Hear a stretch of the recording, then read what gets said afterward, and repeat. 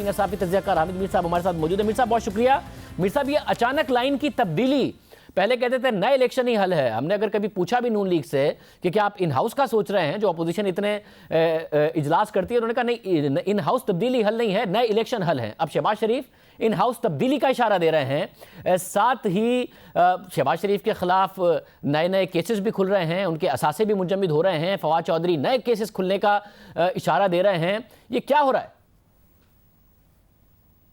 देखिए, अपोजिशन जो है वो इस पर कंफ्यूज नज़र आती है। अपोजिशन की कुछ पार्टियां जो हैं वो अभी तक कह रही हैं जी कि हर सूरत में नया इलेक्शन होना चाहिए। जब हम उनसे पूछा जाता है कि नया इलेक्शन कैसे होगा, तो उनके पास कोई तरीकाकार नहीं है। लिहाजा अब जो ये तहरीक अदम एतमाद की बातें शुरू हुई हैं, तो मेरा ख्याल है कि इसमें अपोजिशन का कोई काम कम नज़र आता है। इसमें जो हुकूमत और उसके जो इत्तेहादी हैं, उनके दरमियान जो इस वक्त बेचैनी है, उसकी वजह से ये बात ज़्यादा चल निकली है। क्योंकि जो हुकूमत के कुछ इत्तेहादी जमातें हैं, उनके अंदर जो कुछ अहम लोग हैं, वो हुकूमत से हमें खुश नज़र नहीं आते। तो अपोजिशन इसको सिर्फ एक्सप्लॉइट करने की कोशिश कर रही है। अब देखें ना कि अगर इस वक्त पाकिस्तान की आप सूरत हाल को देखें, कौमी असम्बली का इजलास हो रहा है और सुप्रीम कोर्ट ने हुकूमत को वक्त दिया हुआ है कि आपने 6 महीने में ये सारा काम तय करना है, और हुकूमत कह रही है कि हम इससे पहले कर देंगे।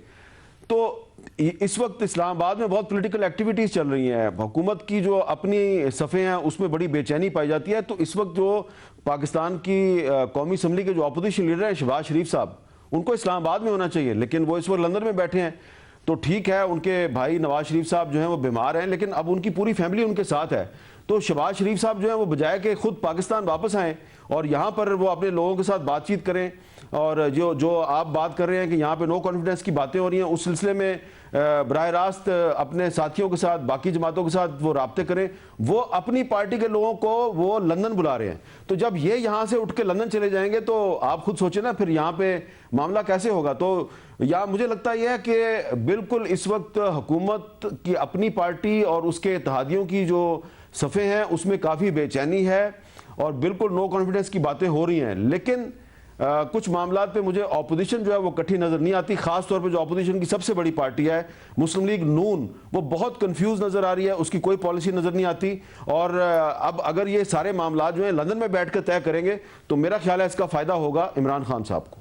और ये ना शहबाज शरीफ साहब के खिलाफ अचानक नैब इतना एक्टिव हुआ है, उनकी जायदादें रेफरेंस से पहले मुंजमद कर देना, नई इंक्वायरीज की बात करना, फिर फवाद चौधरी साहब कह रहे हैं 4-5 नए केसेस उनके खिलाफ खुलने वाले हैं।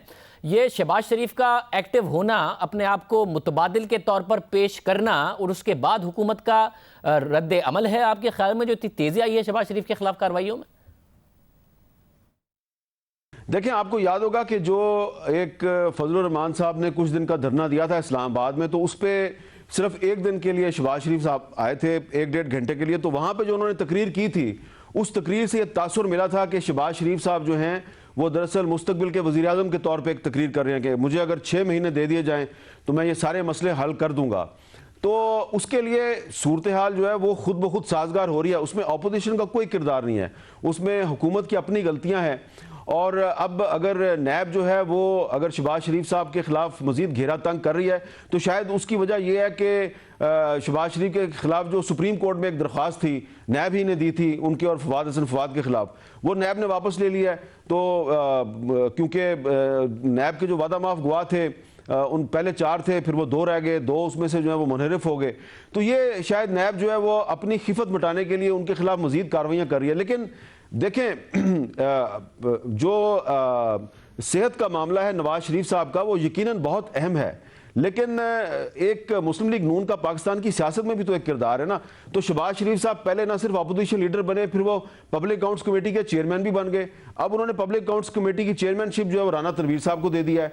कहीं ऐसा ना हो कि आने वाले दिनों में उन्हें अपोजिशन लीडर का जो ओहदा है वो भी अपने किसी दूसरे साथी को देना पड़े, क्योंकि इस तरह फिर अपोजिशन होगी नहीं कि अगर आप लंदन में बैठे रहेंगे और तमाम फैसले करने के लिए आप मुशावरत भी लंदन में करेंगे अपने साथियों को, तो फिर उसका तो फायदा मैं बार बार यही कह रहा हूं कि इमरान खान साहब को होगा। यकीनन इस वक्त इस्लामाबाद में काफ़ी खलबली मची हुई है और बहुत जोड़ तोड़ हो रहा है, लेकिन जो बड़ी अपोजिशन पार्टी है उसके सरबराह शहबाज शरीफ साहब इस्लामाबाद में नहीं है और वो अपने साथियों को लंदन बुला के इमरान खान को डिस्टेबलाइज नहीं कर सकते, उनको कोई नुकसान नहीं पहुंचा सकते। अगर वो लंदन में बैठे रहेंगे तो इमरान खान साहब से ज़्यादा खुश और कोई दूसरा नहीं होगा।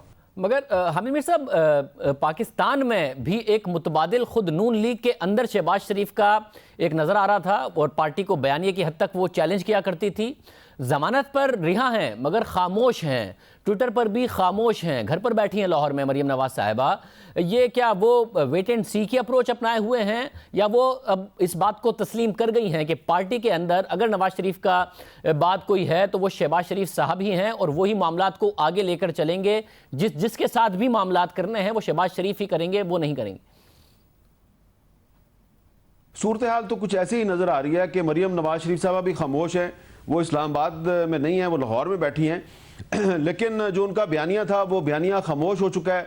उनके बयानिए को जो लोग मीडिया में रिप्रेजेंट करते थे उनका भी मौक़िफ़ बदल चुका है और उनके जो बहुत से जो करीबी लोग हैं, जो जिनके पास पार्टी के बहुत अहम ओहदे हैं, उनकी बड़ी पुरस्कार सरगर्मी है। उनकी कुछ समझ नहीं आती कि वो दोपहर के वक्त कोई बात करते हैं, शाम को कोई और बात कर रहे होते हैं, मीडिया पे कोई और बात कर रहे होते हैं और बिल्कुल एक कन्फ्यूजन नज़र आती है। और आप देखें बहुत से मामलात हैं उस पर न सिर्फ मुस्लिम लीग नून खामोश है बल्कि पीपल्स पार्टी और जो दीगर अपोजिशन की पार्टियां वो भी खामोश हैं। आप देखें परवेज मुशर्रफ साहब का मामला है, ये सिर्फ इसको मीडिया ने उठाया हुआ है, मीडिया पे ये मामला डिस्कस होता है।